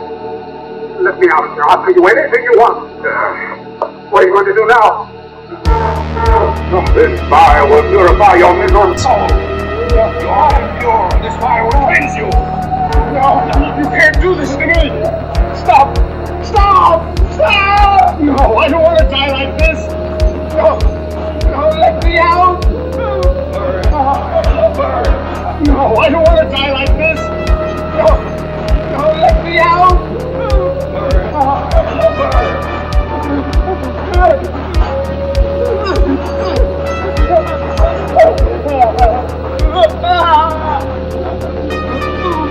Mercy!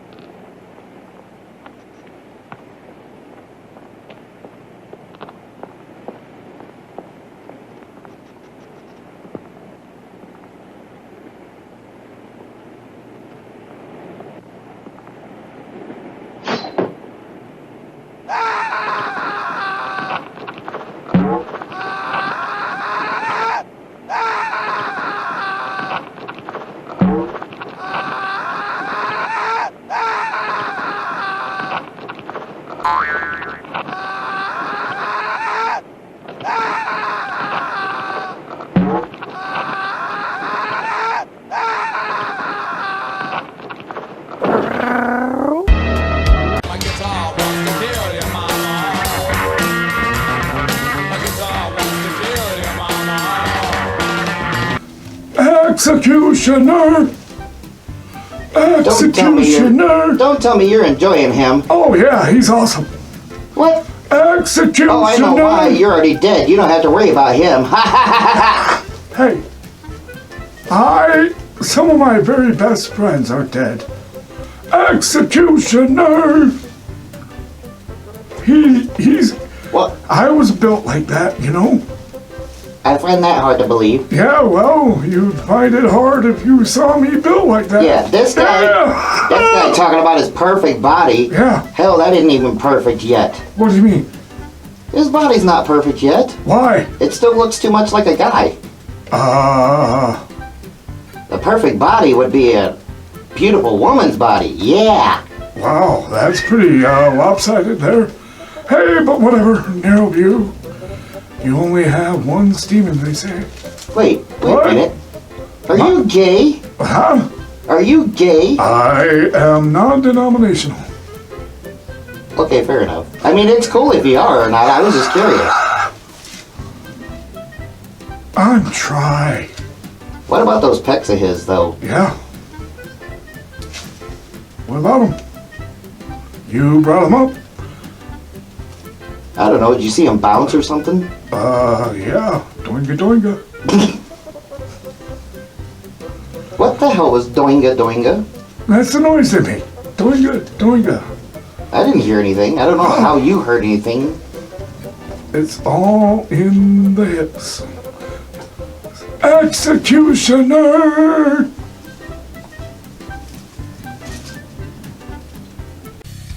Hi folks, it's me again, and as you can see for my final appearance, I've taken off my CE costume to answer the question that I know all of you are asking. How did a respectable college professor like myself get mixed up with a guy like the Crimson Executioner? Well, it all began on a Friday night in June 2010 when I watched Bloody Pit of Horror for the first time on 100 Years of Monster Movies, which, as some of you may remember, was the predecessor to the Monster Channel.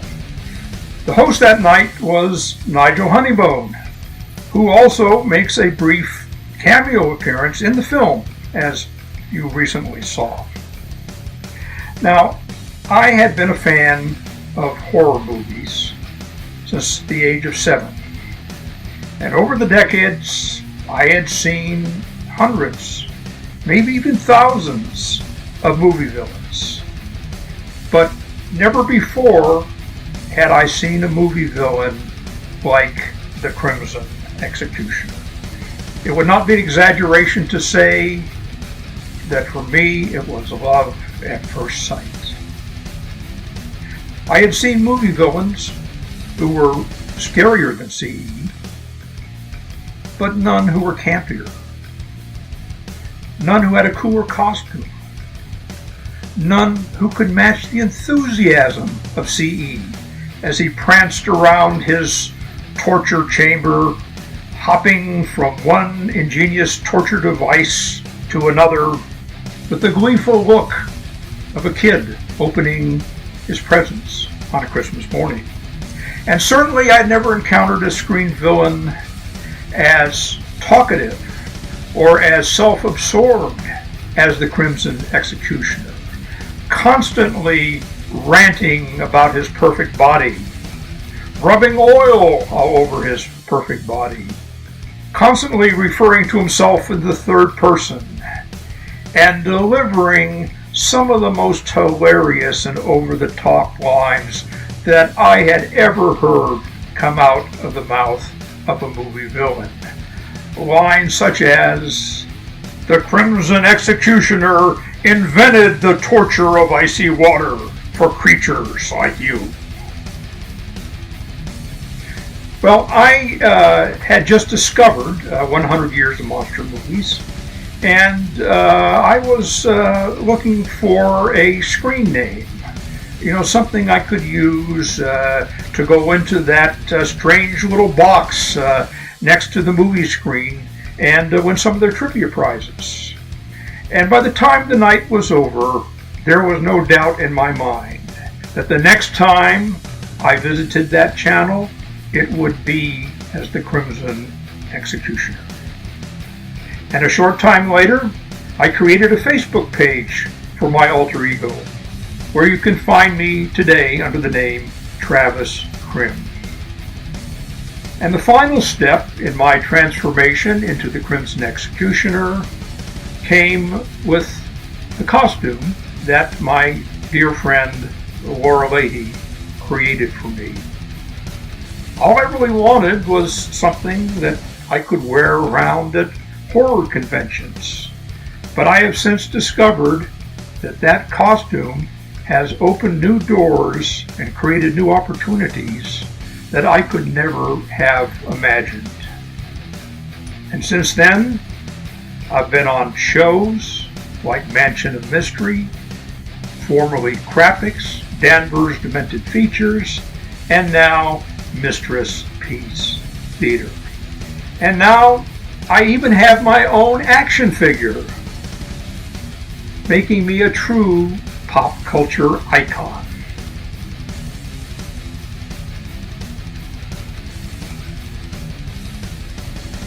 I think what really made me want to become the Crimson Executioner is that CE is the exact opposite of who I really am. CE is reclusive. I am sociable. CE is fearsome. I am mild-mannered. CE is selfish and thinks only of himself. I care deeply about other people. Back in high school, CE was the class jock who excelled in all the sports. I was the nerdy kid that the class jock wanted to sit behind when he was taking the tests. And I could go on. The point being that CE is everything that I'm not. And I'm everything that he's not. And yet, together, we somehow complete each other. You might say that he's the Mr. Hyde to my Dr. Jeffrey. Well, thanks for listening, folks, and enjoy the rest of the show.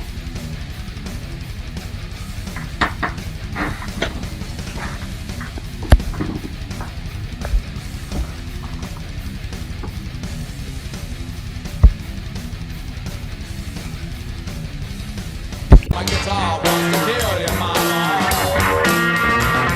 My guitar wants to kill your mama.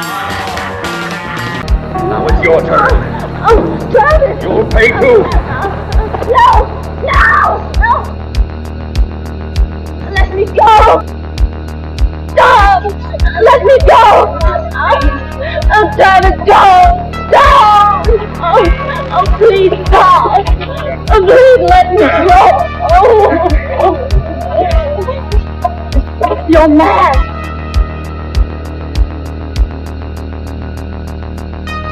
No! No! Don't do this to me!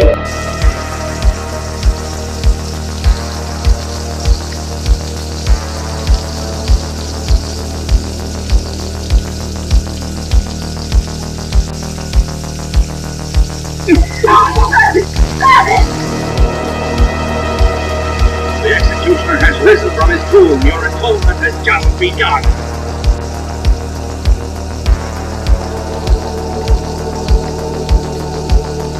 It's done. I killed the wife.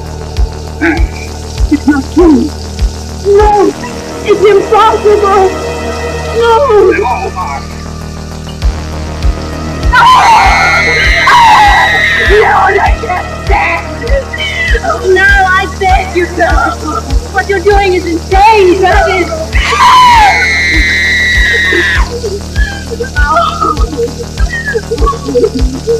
Oh my God! The Crimson Executioner!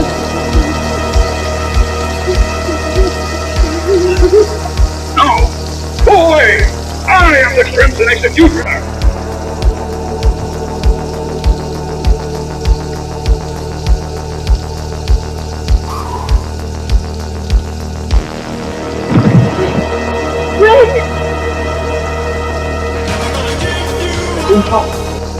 It can't be! It's impossible that he's alive, I tell you! I killed him myself! I threw him down! It wasn't me you murdered. You hit the dead body of the bull round. I put his corpse in the tower, and that's what your arrow hit. You'll have to try again. Kill him! God! Kill him, I said!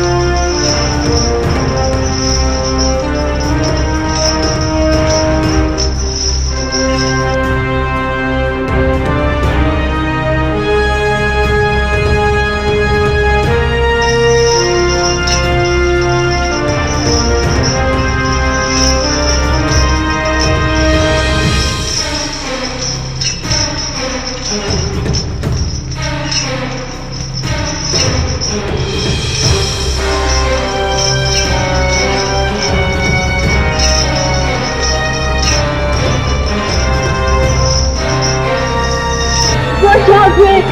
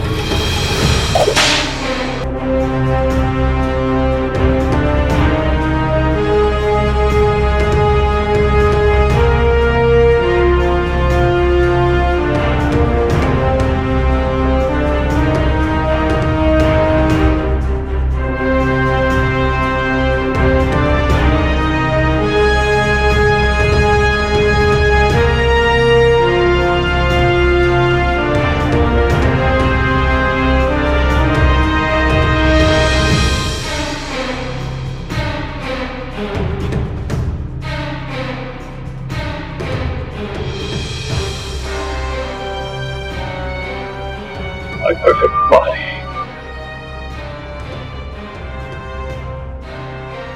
In the poisonous clutches of the lover of death.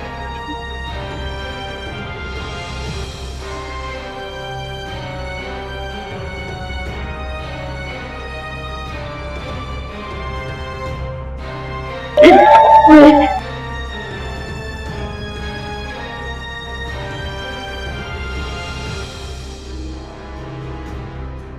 My body, my pure body.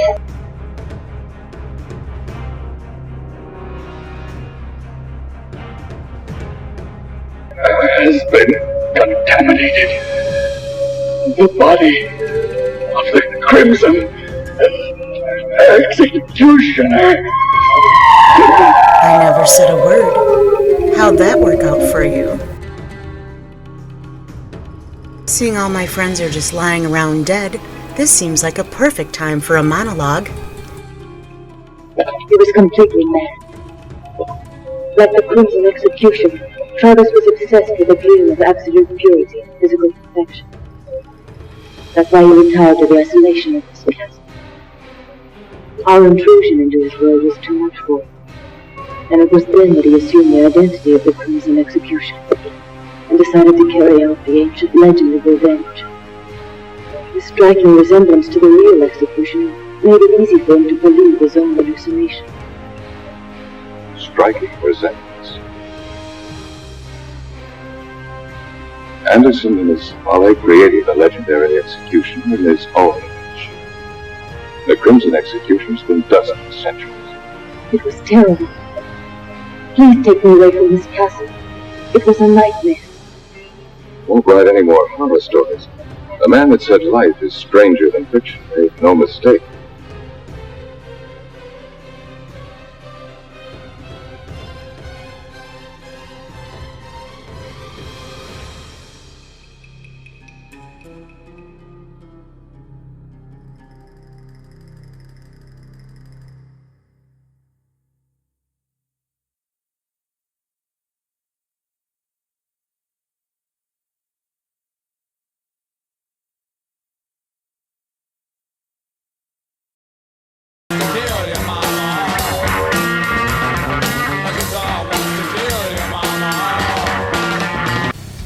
Oh, good Lord! Oh, thank God! I finally made it! Oh, I'm so happy to see you, Bertha! You want to pour me a full one? I mean, fill that sucker up! Good Lord! Oh, man! Oh, yeah, that's so much better! Cheers!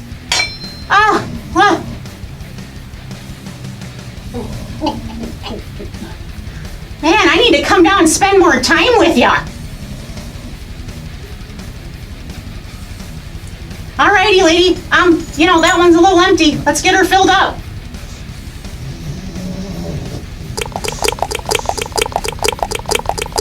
Okay, looks good.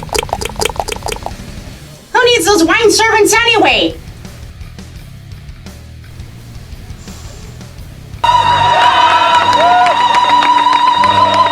Though MPT depicts alcohol and drug use in a humorous light, we in no way condone nor encourage the excessive use of these substances.